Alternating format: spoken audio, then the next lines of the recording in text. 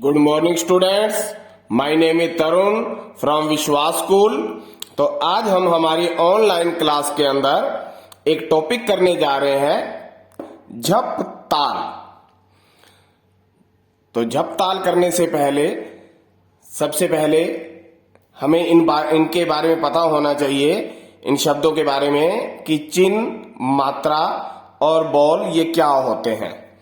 चिन्ह मतलब जो कि सम कहाँ आता है और खाली कहाँ आता है, तो उसे चिन्ह बोल देते हैं। उसके बाद है मात्रा।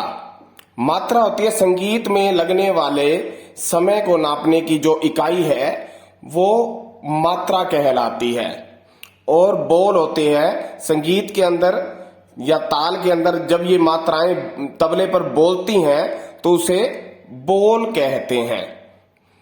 तो हम करने जा रहे हैं झप ताल एक गुण।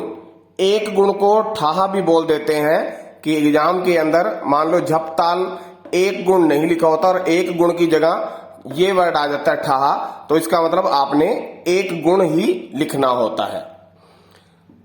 तो इसमें झप ताल में जैसे विभाग आपको बताए गए थे पहले भी कि विभाग में बांट दिया जाता है ताल को या मात्राओं को।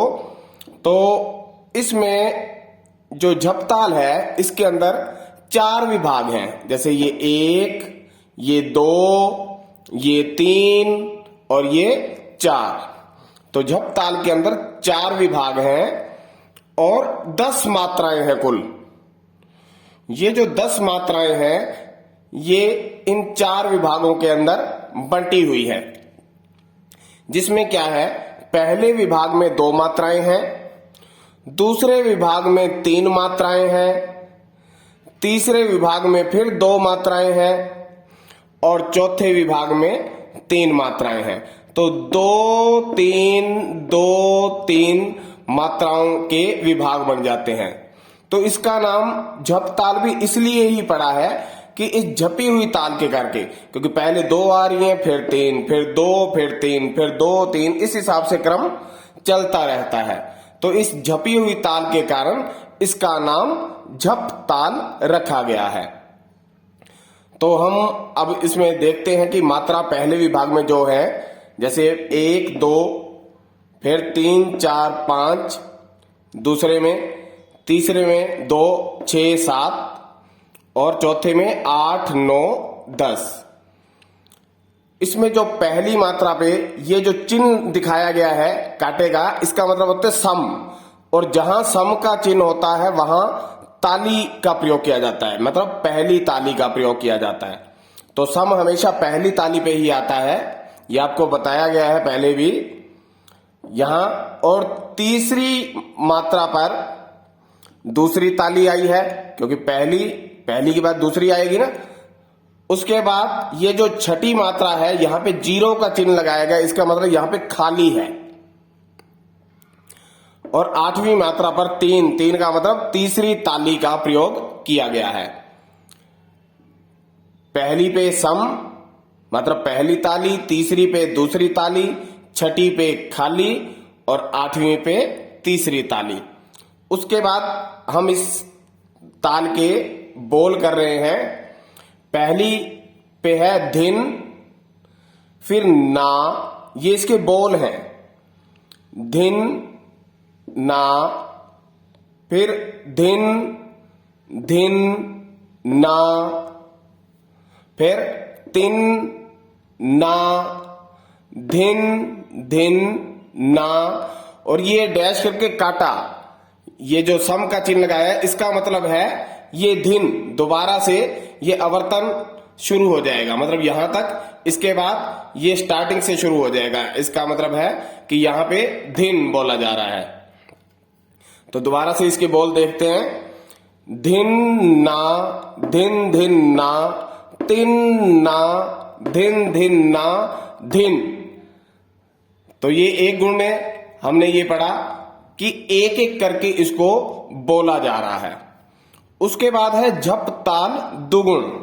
दुगुण में 2 2 का पेयर करके बोला जाता है। जैसे सेम टू सेम लिखा जाता है, चिन्ह, मात्रा, बोल, ताली, खाली सब सेम आते हैं।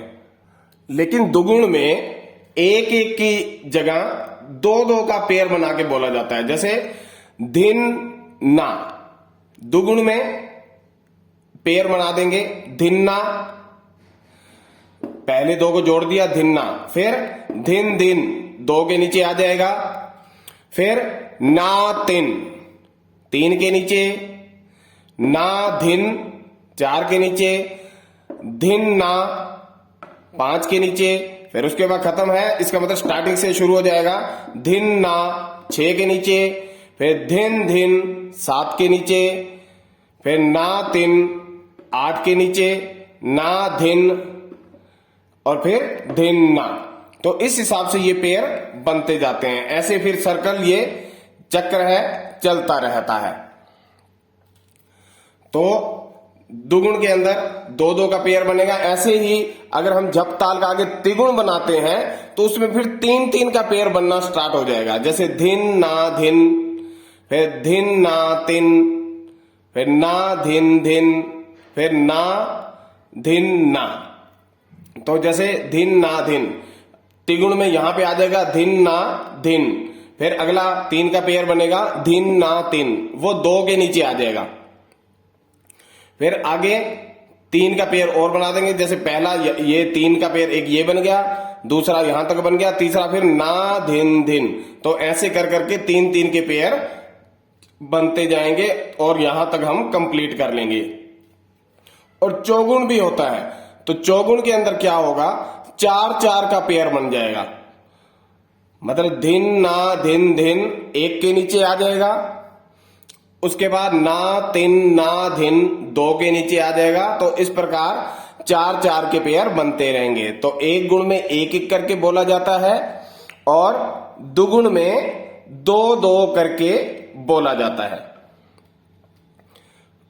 तो एक आपको और भी बताया गया है, निशानी पहले भी बताई थी, कि जब हम दुगुण बना रहे हैं तो लास्ट में हम एक गुण में जाके देखेंगे कि एक गुण में लास्ट में जो दो बचते हैं, जैसे धिन ना, तो दुगुण में लास्ट में जो 10वें नंबर पर है, 10वीं मात्रा पर है, वो धिन्ना आना चाहिए। अगर धिन्ना नहीं आ रहा, ये 9वीं 10वीं मात्रा मिला के आनी चाहिए। धिन्ना नहीं आ रहा तो इसका मतलब हमारा गलत है। और ऐसे ही त्रिगुण के अंदर लास्ट वाले तीन हम मैच करेंगे, धिन धिन ना, तो 10वें नंबर पर आना चाहिए धिन धिन ना त्रिगुण के अंदर। और चौगुण के अंदर हम देखेंगे कि चार का पेयर बनेगा, ना धिन धिन ना। जो हम पेयर बना रहे हैं चार चार के हिसाब से, तो जो 10वीं मात्रा पर है वो ना धिन धिन ना ये आना चाहिए। अगर हमारा ये नहीं आ रहा तो इसका मतलब हमारा जो हमने चौगुण बनाया वो गलत है। तो ये हमने जप ताल का इंट्रोडक्शन पढ़ा कि जप ताल के ताल के बारे में जाना कि एक गुण, दो गुण और इसके बोल, मात्रा और ताली खाली के बारे में हमने जाना। तो आज के लिए इतना ही। Thank you.